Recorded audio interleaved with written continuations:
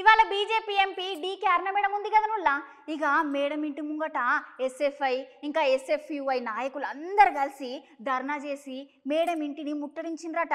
మరి ఇక విద్యార్థి నాయకులు అందరూ ఎందుకు ఆందోళన చేసిండ్రు, వాళ్ళందరికీ ఏం న్యాయం కావాలో ఓసారి చూద్దామా.